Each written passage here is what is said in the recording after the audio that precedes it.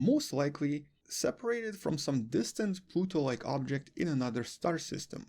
Or in other words, it was basically a chunk of exoplanetary Pluto, or exopluto, exodwarf planet, whatever you want to call it, with a very elegant explanation provided in this illustration right here. So all of this starts possibly about 400 to 500 million years ago, as something collides with a distant Pluto-like object in another star system and essentially ejects this really large piece that eventually escapes into the outer star system, or essentially into the interstellar space. Now, originally this chunk was probably more circular in shape, but with time, because of the way that nitrogen interacts with cosmic rays, for example, it slowly eroded through various types of radiation, and in some sense, just like your soap in your bathroom, eventually becomes kind of flattened. Now, you've all seen this before. As you rub the soap around and as you basically use it over the next few weeks, it eventually becomes really flat. Same mechanism applies to what happened here. It then enters the solar system, approaches the closest point to the sun in 2017,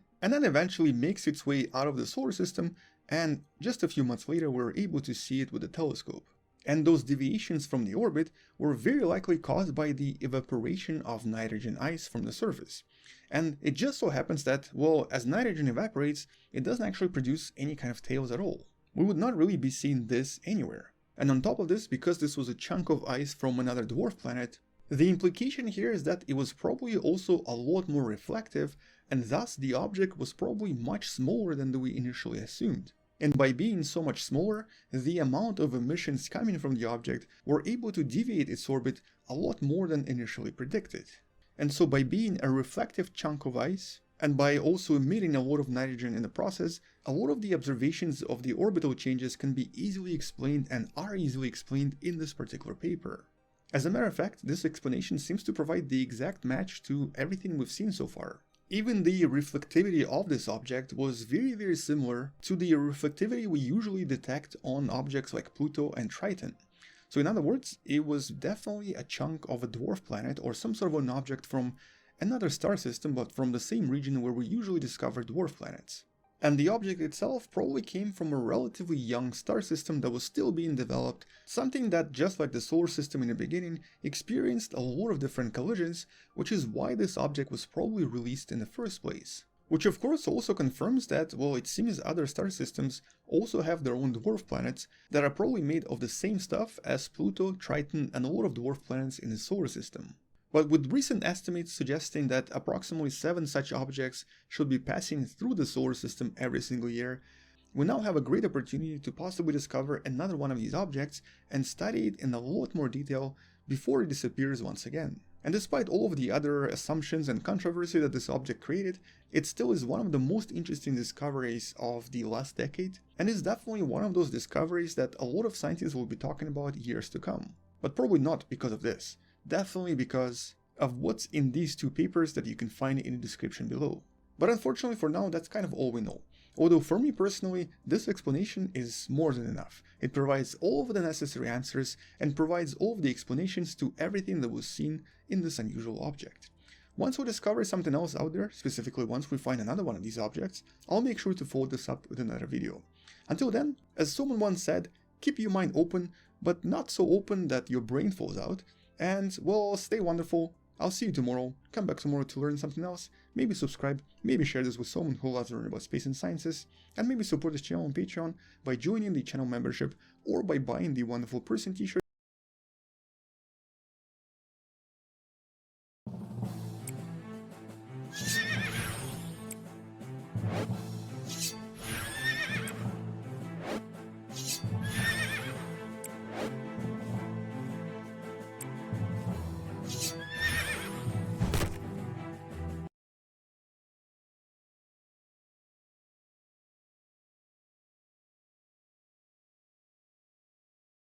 Покажи най-добрата си страна с системата за бръснене Gillette Fusion.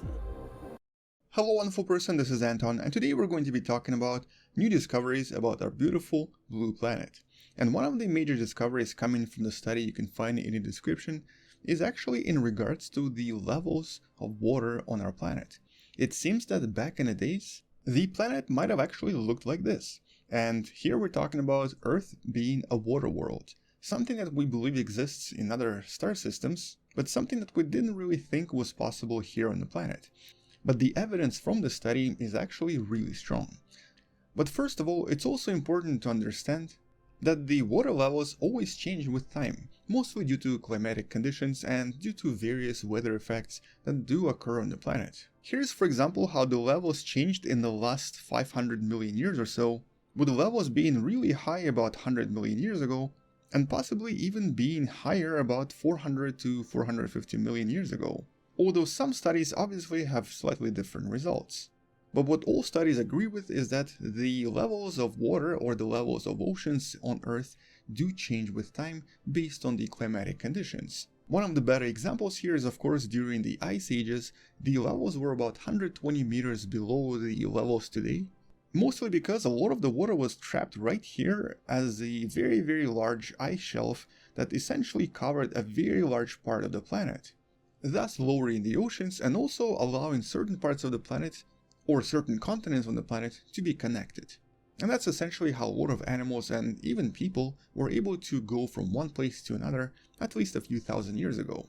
Although about 12,000 years ago the Earth started to warm up and the Ice Age was officially over. But despite these fluctuations, the scientists have always believed that the overall mass of water was more or less consistent. Sometimes it would become ice and thus lower the levels of the oceans, sometimes the ice would melt, like I guess in some sense it's doing right now, and the ocean levels would go up. But the new study kind of argues against that and presents a lot of really strong evidence. The new study actually argues that about 3 to 4 billion years ago, Earth most likely looked like this, with water levels reaching over the peak of Mount Everest, or basically over 8 to 9 kilometers from the surface levels today, while also arguing that this particular condition might have been beneficial for Earth to start its plate tectonics or its geological activity. In other words, the reason we have continents and they move around might have been because of this huge amount of water that was present back in the days. But how can any of this be proven and where is this all coming from? Well, it's actually coming from the idea that we know that there's a lot of water currently trapped inside the planet itself. And a lot of it is trapped inside the Earth's mantle, that thick layer located right below the crust of planet Earth. So approximately several hundred to maybe 1,000 kilometers below our feet. And there's actually a video that goes through a little bit more details in regards to this, but in a nutshell, there are these two minerals that we have inside our planet. This beautiful rock you see right here known as ringwoodite, and this other mineral known as wurtzleite. Both wurtzleite and ringwoodite are basically produced in really high pressures and somewhat higher temperatures inside planet Earth. And overall they're very similar to another mineral known as olivine. And both minerals are known for storing a certain percentage of materials as water. It's actually only about 2% or so, but it's enough overall to accumulate a huge amount of water inside the planet. These minerals represent roughly around 7% of the entire mass of the planet, and even though it's only 2% by mass being water, overall it represents a huge amount of water that's trapped inside planet Earth, enough to create at least a few more oceans on the surface if it were to ever come out to the surface. But in the last few years, as these minerals were studied, the scientists realized that these minerals usually form in specific conditions, basically specific pressure and specific temperature. Here we're talking about several thousand times more pressure than the pressure here on the surface, and also usually temperatures of about 1600 degrees Celsius.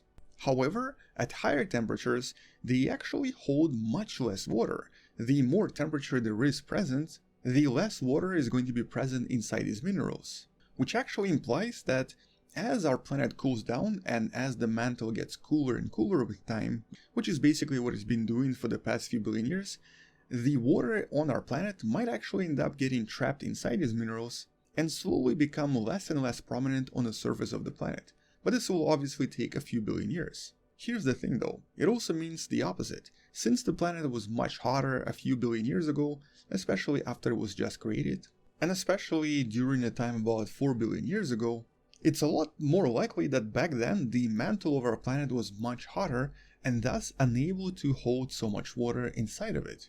Meaning that Earth actually started to soak in more water only with time, as it cooled down over a period of a few billion years. At the same time, it's also very likely that initially the planet was kind of dry. There was probably very little water on the surface, and most of the water actually was sort of delivered to the planet through the bombardment of various asteroids about 4.3 billion years ago. At this point, a lot of water was delivered, and this is when the scientists in this paper believed that the levels of water were actually really high. So high, as a matter of fact, that the planet probably looked something like this. Yet it was also extremely warm here, and the mantle itself was very hot, unable to actually soak in any of this water. And surprisingly, there's quite a lot of evidence for this. As a matter of fact, it seems that some of the oldest rocks we've discovered on the planet, such as these zircon crystals from Australia from about 4 billion years ago, definitely formed inside water as well. A lot of them suggest that the water was actually everywhere on the planet, and all of this was formed underwater. Like, for example, these beautiful rocks discovered near Yellowknife in Canada, where it just so happens that I had my first full-time job ever, working not so far from the location where this rock was discovered, although I personally was working at a diamond mine and totally making my ends meet trying to pay off my student loans. Anyway, totally off topic. So these rocks right here were also formed in the oceans. And a lot of really old rocks discovered in Canada and in Australia also indicate that a lot of water was present in their formation. Which once again suggests that at least 4 billion years ago, it seems that water was present everywhere on the planet, thus sort of confirming this hypothesis. At the same time, at least one location in Australia with rocks that are approximately 3.2 billion years old actually suggests that they were formed in conditions where it's similar to clay-like environment, similar to what you find along rivers. And in this case, what this suggests is possibly the formation of first land on the planet, which suggests that the continents were only created a few million years prior to the formation of these specific rocks. And what a lot of this suggests is that on early Earth, the huge amounts of water, liquid water that were present, or basically the fact that Earth was actually a water world, most likely created the conditions for the continental crust to start having more fractures and to become weakened, or to even bend, thus creating the continents that we have today. Or in other words, the fact that Earth used to have so much water on the surface is probably the reason why we currently have this, while planets like Mars and Venus seem to never have had this. And this is actually one of the biggest mysteries.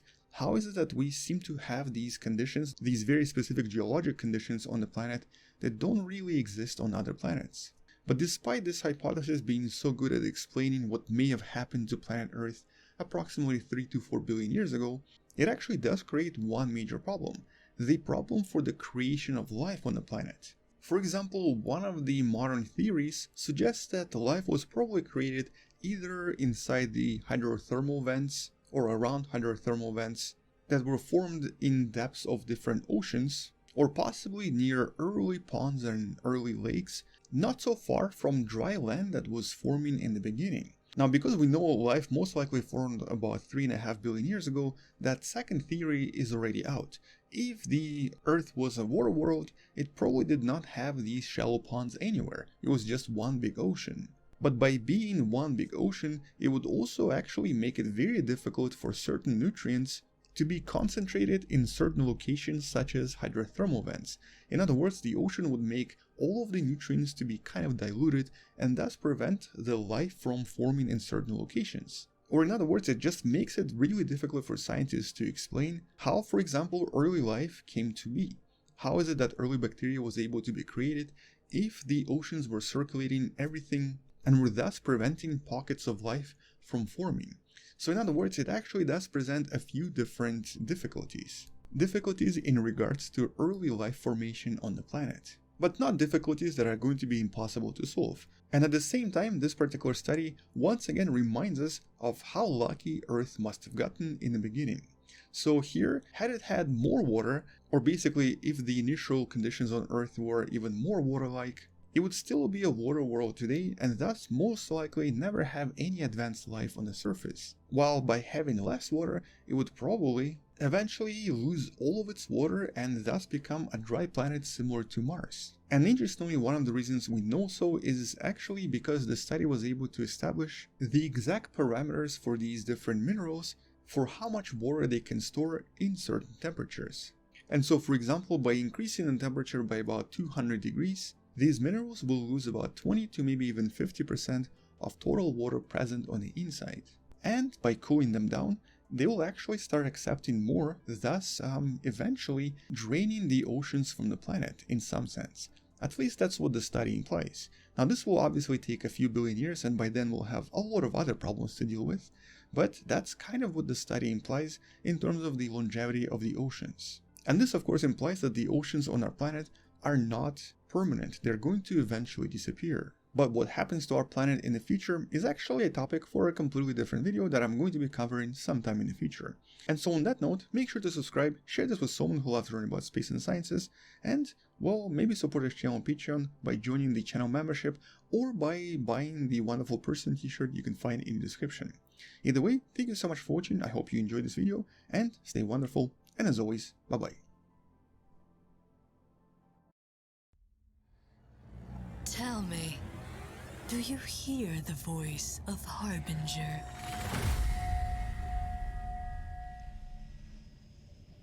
Of course you don't. But you will.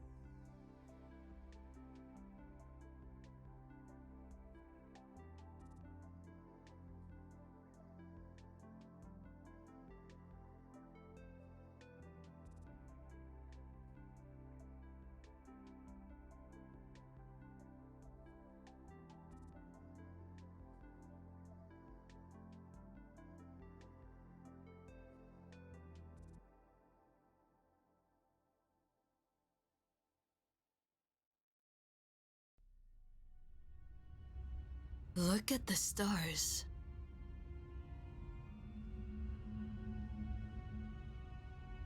Do you hear the...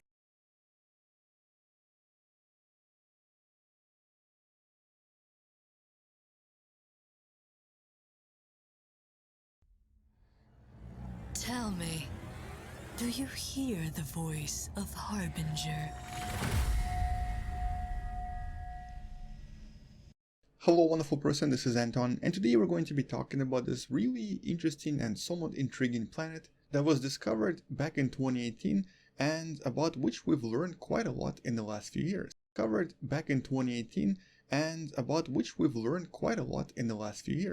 The planet that seems to be the first confirmed candidate for having what we refer to as tectonic activity. In other words, this planet probably has a lot of volcanoes and also possibly even plate tectonics similar to planet Earth.